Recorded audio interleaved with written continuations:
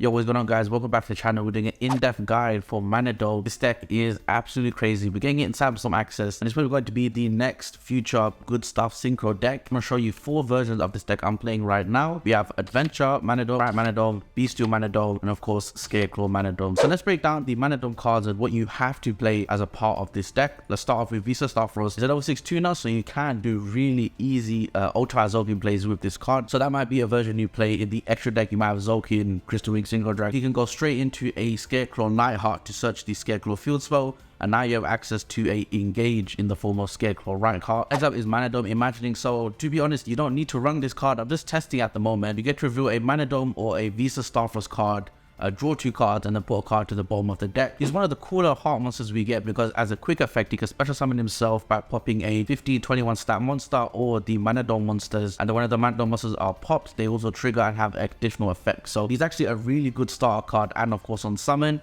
you get to search for a Manadome spell or trap, and usually you want to search for the counter trap card. Next up is Manadome. If you control a Visa Starfrost or a 15-21 stat monster, they can each special summon themselves, and then when they're popped, they can actually special summon a version from the deck, and then the water one will increase its level by 2 if you want, or the earth one will give you attack boost for synchro monsters. The water one is actually pretty important because when you can increase its level, you can get into that Bystial really easily now. What I've noticed, they share very similar applications to a card like Baby Ceratosaurus, which we've all seen how strong that card is. So now we have 6 copies of Baby Ceratosaurus in this deck. This is one of the planets in the Visa Starfrost lore. Really cool effect though. When it's activated, you can search a Manadome or Visa Starfrost card. When you need that 15-21 stat line, but they suddenly get an attack boost, it does clash when you want to summon the crystal monsters. And in this deck, you want to see Visa Starfrost as much as possible. So much to the point that people play a Hero Lives and Prisma just so they can see it. When a tuner is destroyed by battle card effect, you can actually special summon it back, so it synergizes super well with the Manadome Meek and the Manadome Heartless. You could even run a True King version because Earth is the best True King, which we have at 3 now, Lithos Ajib, and of course the water one is also pretty nice, summoning a True King from the deck. Either way, the True King version might actually be a thing, and that's obviously really exciting as well. Moving on, we have Manadome Obsession. So this card you definitely run at 3. Sometimes when your hand is just a bit clunky, you can use this card to save it. So you can target monster you control, destroy it, and then add the field spell to hand. But when the field spell is already on the field, you can actually search a Manadome spell or trap, which means you now get access to 2 instances of the spell trap searches, which means you're definitely guaranteed to end on that counter trap, which is obviously really great. Beats Darkler no more, where I can see Darkler coming back in the format, but we can search a counter trap to beat that. Pretty strong. Speaking of the counter trap, Manadome Reframing. This is the one when a spell trap was effect is activated and you control a synchro, negate the activation, then if Visas is on the field or if 15-21 stat monster is on the field, you can destroy that card. I don't know why it has that second bit, but it's good enough. It does the negate. That's all we care about. So Manadome Reframing, you have to play as a 1-of, and obviously it's a searchable counter trap. It doesn't get better than that. Because it's a trap, you can actually use its second effect as well during your player's turn to shuffle Manadomes into the deck, so that you can now start bringing out more Manadomes from the deck when the 2 crystals are popped, which is obviously really important in the deck. Really nice effect to have in a counter trap as well, so you're able to combo off when it comes back to your turn. We've gone through the Scareclaws many times in this channel. There's a lot of Scareclaw love here. So we play 2 Rykar, 1 Arrival still. It's actually really good in the deck because it searches Visa Starfrost. You could even argue to run the set rotation with maybe a techie field spell. We're running Ashbroster, we just respected the branded matchup. We are running the Adventure Engine. One, I did talk about a lot of cards that normal summon and have effects. You can actually get around that quite nicely because they also can happen on special summon, which means the Adventure Engine is good to go. You're starting to see the form of the base deck come back to life because of this archetype, and I think that's really exciting. A lot of people enjoyed the base deck. Anytime I see Adventure, I love to put in the Illusion of Chaos and Magician Cells package because it's a +2. In this deck, you get a lot of dead spells and traps if you're successful with your combo. So here we go, 3 Small World, and our targets are the Kurikara Divine Carnate, which is one of the easiest bridges. I think I've memorized all the bridges for Small World by now. If you want to see a full video on Small World, let me know in the comments down below. I think that'll be really fun to do. And then we are playing the Nemesis Eschatos and the Nemesis Flag. When you banish your Visa Starfrost to summon the Fusion, you can actually put it back into the graveyard, I believe, and the summon itself. This can search Eschatos. This can declare types and shut those types down. It has a really easy summoning requirement thanks to the toolbox nature of this deck. So summoning this card is super simple. For Manadome Adventure, this is what I'm running for now. Let's go to the extra deck.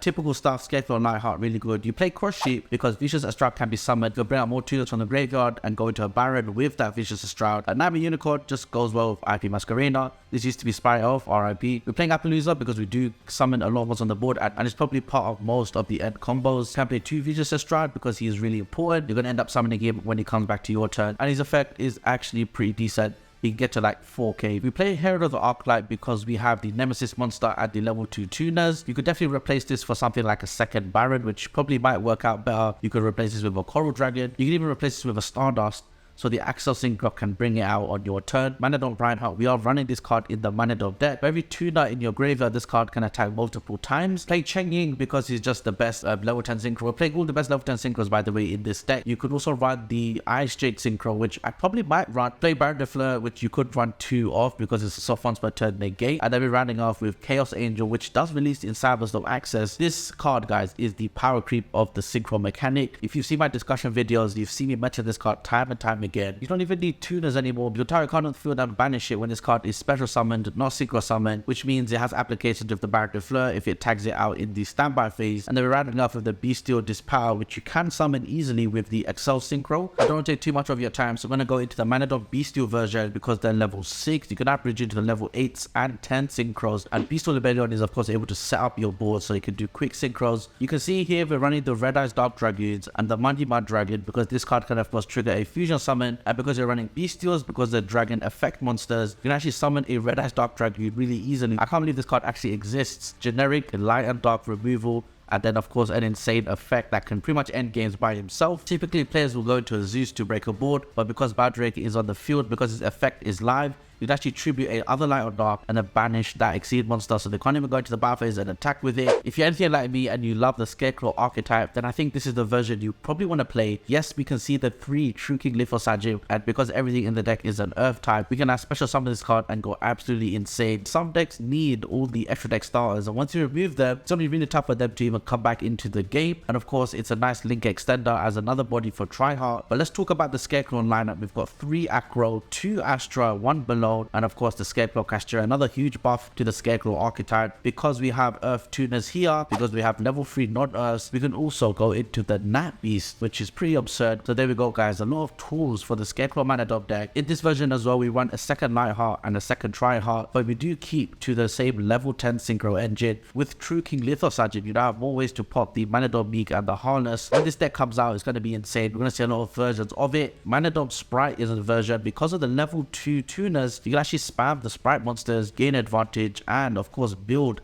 that link board. We do run the Smashers, the 1-star. Of course, these are quick Spright ratios. We are running the 1 Merly because of course Spright Sprint on summon and send it to grave, and if you have the Vicious Estrat somewhere lying around on the field or graveyard, you actually end up on a Dragon Stapelia, which is pretty crazy stuff. And in this deck, we don't run Gigantic Spright, we purely run Spright for the advantage for the link extension, which means you're most likely ending on an Appaloosa as well as your Spright Smashers, and of course the Synchro 10 lineup. Here we go, a Manadome Spright combo. So we didn't see any Spright cards in our starting hand because we're not summoning Gigantic to lock us into 2s. If we hard draw the Sprites, we can do stuff. I still want to show this combo though because we do manage to find the Spright Carrot and go into a pretty cool Synchro, which is, you know, pretty strong by itself. We have a lot of Manadome monsters on the board now. Let's just keep summoning them, destroying them, getting more advantage. We managed to search their reframing because of their obsession, and here we go, typical Scareclaw engine stuff. Here we got to search the arrival. We found the Spright Carrot thanks to the right card. We got to special summon it, summon the Axel, go to the Bystial because we need the requirements. Vicious, Crush Sheep, you love to see it. Popping the Harness with the Vicious to get that interaction going. Getting another level 2 on the board, which you Bystial bring back the right card. Go to a Spright Sprint. Here we go, guys. Send the Burnley effect, use the Vicious Estrat, go into the Dragon Stapelia.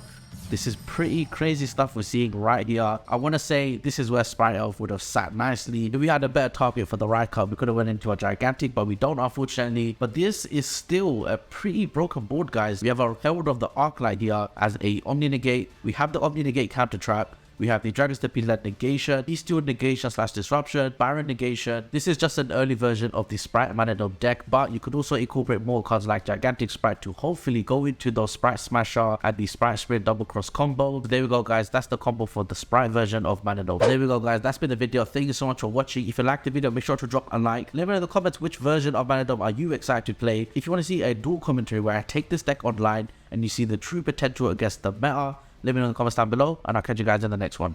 Peace.